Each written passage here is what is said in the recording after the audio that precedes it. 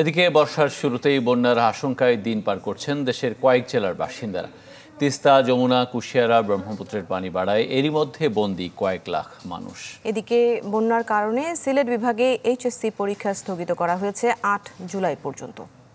নগদের কাছে সব গ্রাহকই প্রিয়, তাই তো সারা দেশে ক্যাশ আউট চার্জ সবচেয়ে কম। গেল কয়েক বছরের চেয়ে ভিন্ন চিত্র এবারের বর্ষায়। পাহাড় থেকে নেমে আসা উজানের ঢল আর কয়েকদিনের টানা বৃষ্টিপাতে ভেসে গেছে দেশের কয়েক জেলা। চারিদিকে থই থই পানিতে বন্দী কয়েক লাখ মানুষ। নিদারুণ ভোগান্তিতে দিন কাটছে তাদের। ডুবে গেছে মৌলভীবাজারের ৭টি উপজেলা। বন্যায় আক্রান্ত মৌলভীবাজারের প্রায় ৩ লাখ মানুষ।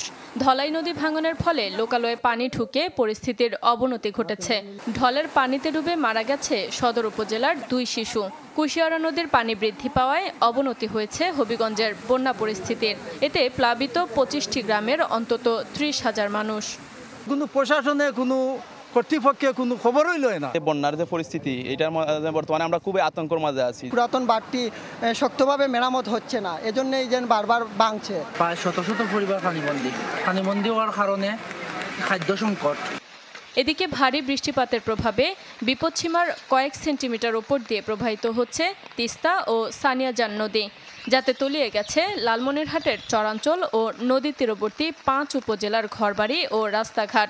উজানের ঢলে যমুনা, ব্রহ্মপুত্র ও ঘাগড়ঘাট নদীর পানি বৃদ্ধি পাওয়ায় করুণ অবস্থা গাইবান্ধার সুন্দরগঞ্জেও।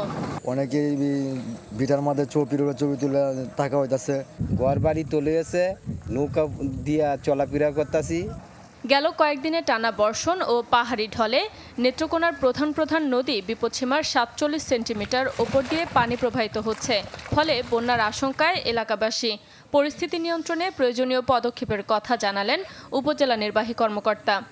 ৪২টা আশ্রয়কেন্দ্র আমরা বিভিন্ন স্কুলকে আশ্রয়কেন্দ্র হিসাবে ঘোষণা করে প্রস্তুত রেখেছি এবং দুর্গতদের জন্য আমাদের খাবারের যে স্টক সেটা আমাদের পর্যাপ্ত রয়েছে। আমরা সেটা চাহিদা মাত্রই তাদেরকে আমরা দিতে পারবো।